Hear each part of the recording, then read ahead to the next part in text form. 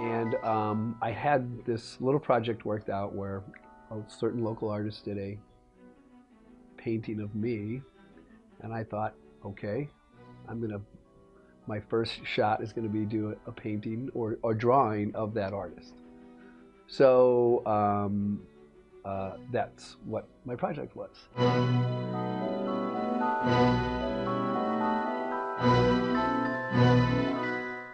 A portrait was done of Richard by Joel Sager, and it's had mixed reviews. Some people think it was a little harsh and maybe not as flattering as other people might have thought. And so what we decided to do was for Richard to do a portrait of Joel Sager. Yeah, I think Richard has a good eye. He took a good look at a photograph of Joel and drew from that. And I think that if you look at it, you can go, oh, that's Joel Sager. So I think it has a touch of reality to it, but it also has a touch of whimsy. There's a little cartoon quality to it, and there's just some kind of playfulness to it. So I think it's a good portrait.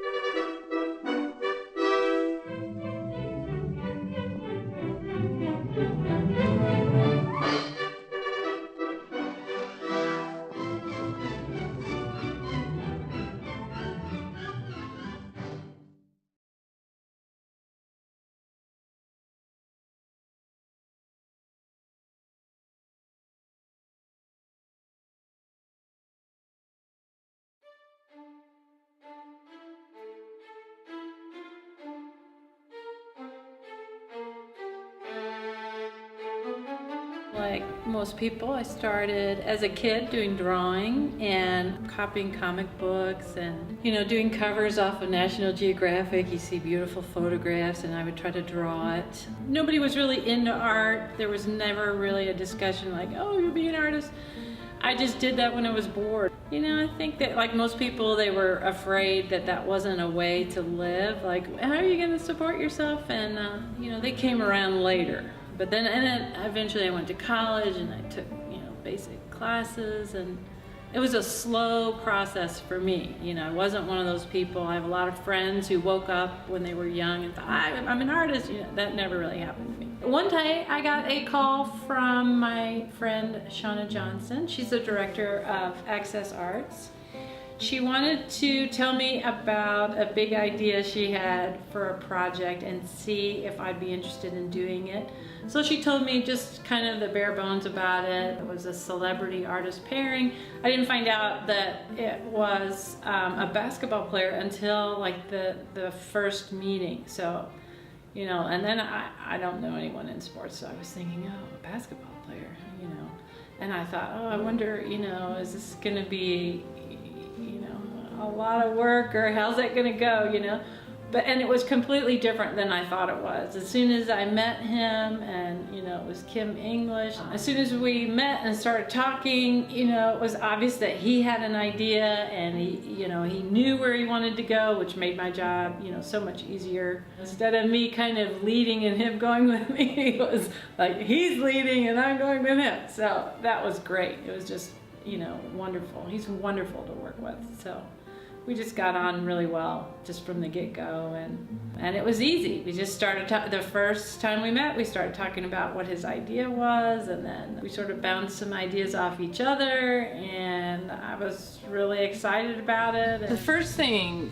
that you need is a working drawing for a painting, and so what he's doing now is he's just familiarizing himself with the image. So he's taking some photographs, and he's doing some sketches now, and we'll do a whole series of those until we get a really good working drawing, and then we'll use that to do like small watercolor studies in preparation for the final image, which will be a large watercolor. There's a lot that goes into that, so we need to work out all those details before you get to a big piece, because watercolor is not very forgiving, so once you get it on there, it's pretty much on there. We got our idea, got it on the paper, and we were moving along, and then he gets called to go to Chicago and science with the Chicago Bulls. So that was huge for him and very exciting. However, now he's in Chicago, so we've had to work kind of long distance. So he's been working on a piece mostly solo. Very pleased and proud to have been there and helped him along to make his piece. We're at the end of this project, and overall I thought it was great. And also, you know, it kind of did reveal to myself, that I kind of had a stereotype about working with a basketball player, and everybody has hidden talents. We all have to work hard at looking kind of behind someone's title or their job title, or, you know, all of that, because there's all this stuff underneath. This is the final piece. We've reached the end of the project, and his original idea was he wanted to combine the columns with different people. He wanted to talk about diversity, and he's really been successful at showing the people on the columns. And this is watercolor on paper, and we had a really good time doing it. He wanted to talk about diversity by using figures and combining them with the columns from MU's campus. We ended up doing just colors and color systems kind of moving through the columns. And you know, that's one of the things that he talked about, was the diversity here at MU and how important that was and how much he loved that. So, and I think this was very successful painting. We worked on trying to get the colors into the columns. So this was a great project. It enabled two people from very different backgrounds to get together and collaborate on a piece. I'm quite happy with it, and he should be too.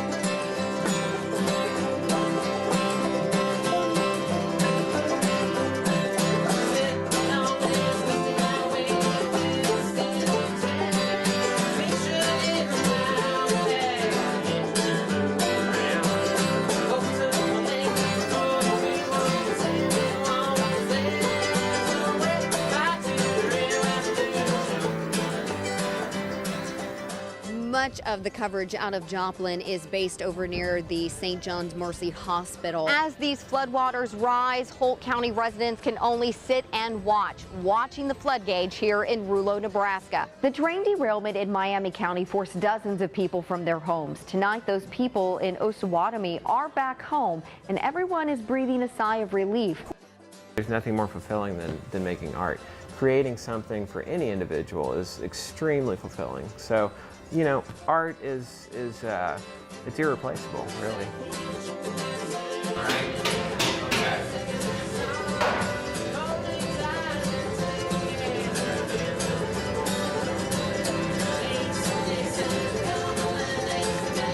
Now remember, water's your best friend when centering.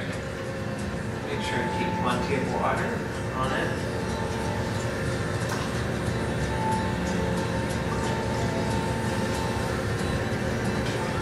Good. Okay, now Meredith, if you want to look over here for a second. I think I got it much better. That looks very good. There you go. Nice flat surface, and that's what we want. We want that flat surface to drop the hole. And just go straight in with both thumbs. And go about 3/4 of the way, and then we'll measure it. You there? Okay. I just wanted to bring us into, like, give us some kind of frame of reference as to where you're at with, you know, your normal job versus your, this is, I guess, recreation. Horizontally outwards. And concentrate on not moving your hands up and down. You just want to keep it straight, horizontally out. Just open it up like that. Form. And basically, I'm going to push out the top like this. Now, you want to be careful because when you push out the top too much, gravity's going to want to pull it down. But I just want to widen it and make a little bowl out of this.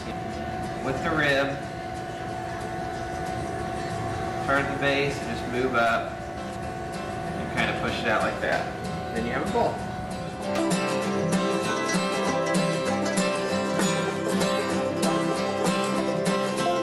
And then remember, Meredith, with that combination, you know, it does run, so I think that looks good. Fragile. Beautiful. No, it just, I think it's a combination. No problem.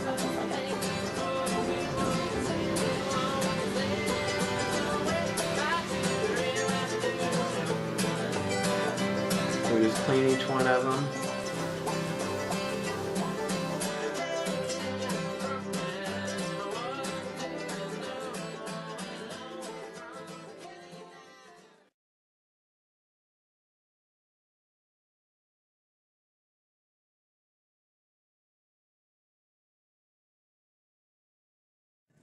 I don't know that you can define art. I think art's anything that makes somebody feel something, whatever that is. You know, it can make you. Art can make you hate it. Art can make you love it. Art can remind you of something beautiful or something you love.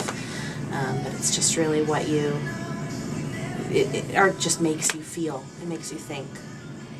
And we do see some chances for showers on and off throughout the day today. Your complete live Doppler 8 First Alert weather is coming up after the news. Downtown as they're walking to the football game. Right. We set up on completely the wrong side of the street. It was in the shade the entire time. Oh my goodness. I shared a pink ribbon blanket with some of the ladies. My grandpa was on the radio station in Moberly for years, and when I turned 16 and needed a job, I didn't want to work at Walmart, you know, it was Walmart or the grocery store, a gas station. That was the options in my town. So got into radio. It was really fun.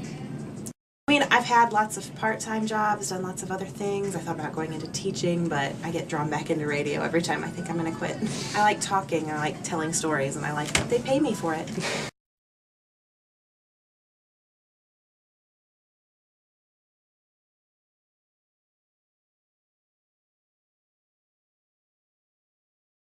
Interested in art. My dad was a welder, a pipe fitter, so sort of grew up around that sort of stuff and sort of translated it to my own interests.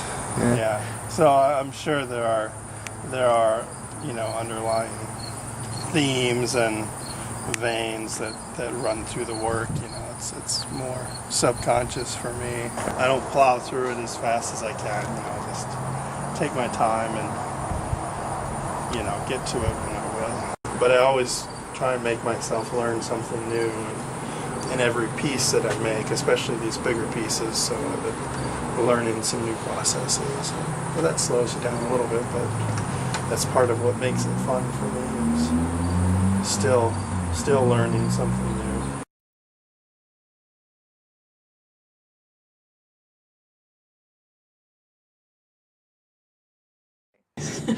How would you explain your experience with Matt and working on the art project? Oh my gosh, it was so fun. I wasn't sure what I was expecting, and I'd kind of asked for ceramics at first, and that got turned into sculpture, and then, oh hey, we'll teach you to weld. And never thought I'd be welding, but it was really cool. It's harder than it looks. Bending the metal's tough. It, you know, uses a lot of upper body strength, but he's got some really cool ways of like cheating it. Yeah. When thinking about these that come out, you sort of think of them in terms of having a tail there that can connect in. using the welder is so much fun. Just put it, I thought I might set myself on fire a couple times, but did okay. And, I mean, we used a blowtorch in our final day of it, That was so pretty cool. it was pretty cool. Yeah. Would you explain experience so far with teaching someone and building art pieces? I know you've done teaching before, but how about this experience? What makes this different, do you think?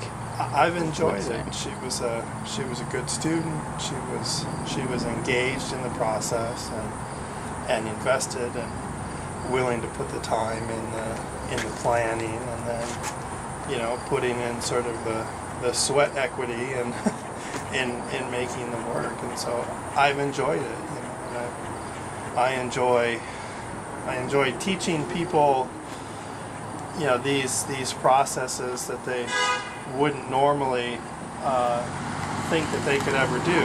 A lot of times people will tell me, I had no idea that I can bend metal with my hands, or I can weld or put these types of things together, or drill this and cut that. So I enjoy broadening people's perspective and skill sets. Not that they will use it again, but they might, and may translate into other areas of their life. Not so quickly defaulting to the I could never do that, but thinking, well, I built this sculpture, I bent this metal, maybe I could try something. So I've enjoyed it.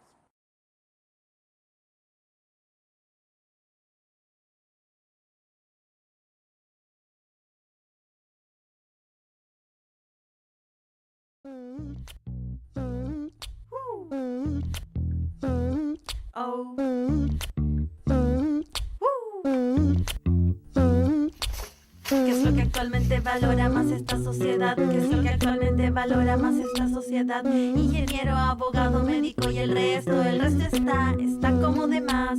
¿Qué es lo que actualmente valora más esta sociedad? ¿Qué es lo que actualmente valora más esta sociedad? My name is Jenny Sennett, and I teach weaving here at Access Arts in Columbia. I've been teaching weaving here for about 26 years now, and we have classes year-round for adults and children and individuals who may have special needs.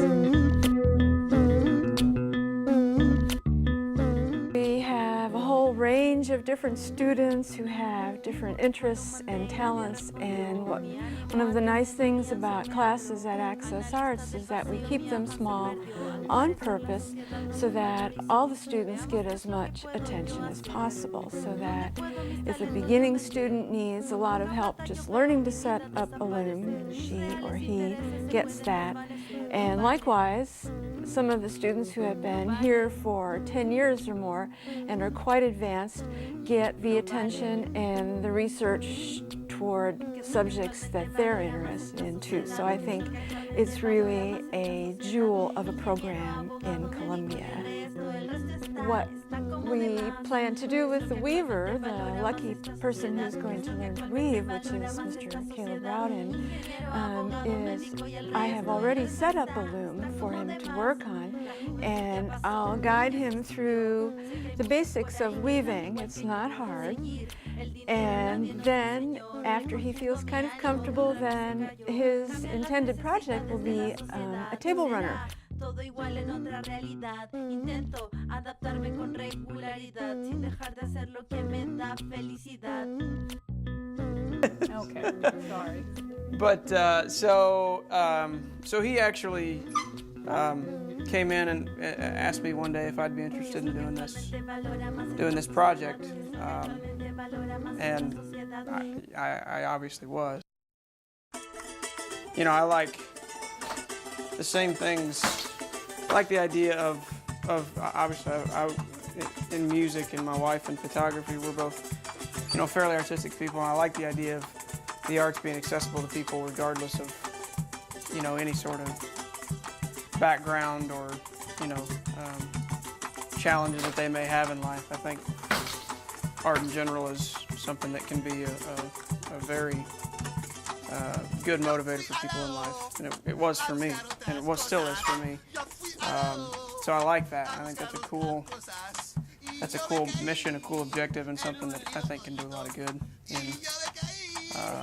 in communities like ours who have kind of bought into the arts being a kind of integral part of what we do. So yeah. Hope that made sense because I wasn't talking and doing this at the same time.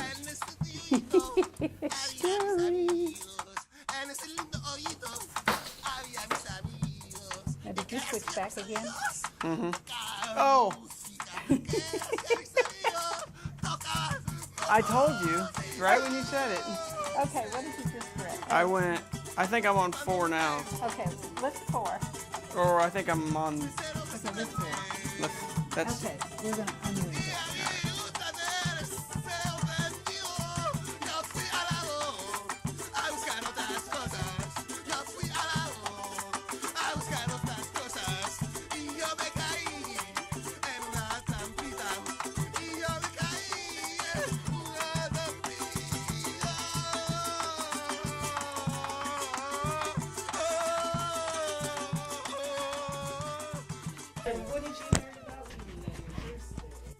That I'm not terrible at it, for one thing. Yeah, no, this is fun. I do enjoy it. I could see it being very easing on after a stressful day. It is. I can see that. It is. I'll probably still default to the golf course, but this could be a second. But you know, on a snowy day when you can't play golf. I can only play golf 8 months out of the year, and that's crazy.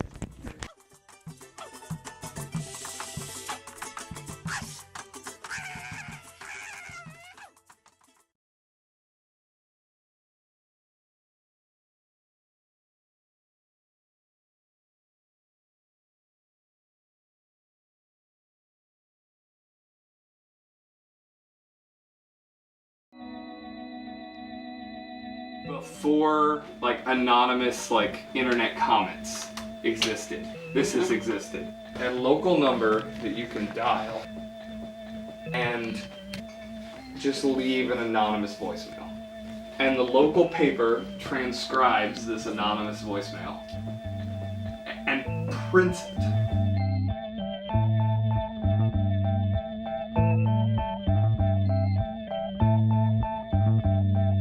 Shauna called me and asked me if I would be interested in working with local CelebrARTy. It was a lot of kind of brainstorming as to what to do, thinking about processes, thinking about things I was interested in. Talking with Charlie, we kind of snowballed from there. He had this idea in his back pocket about working out of the local Columbia Tribune and Trib Talk. So we started digging a little bit through some Trib Talks and getting some information, or I guess harvesting them. He had this one that was in an album cover at his house that he was really attached to, and it ended up that we did it down to that one. We wanted to do a printmaking project. I had a way of making in my back pocket of transferring imagery really quickly onto other surfaces. Charlie introduced me to this, which I guess is a thing that is pretty commonly known, because Carrie's like, oh yeah, duh, I did this in Girl Scouts. So, like, okay, I'm out of the loop here. Using glue with a laser jet print, and then had it printed on tabloid size from just local printer, and adhesing that down to matte, and then a process of wearing off the paper, and it leaves the ink behind, and with the inverse it leaves it so it's readable. Cleaned up some of the mess around it.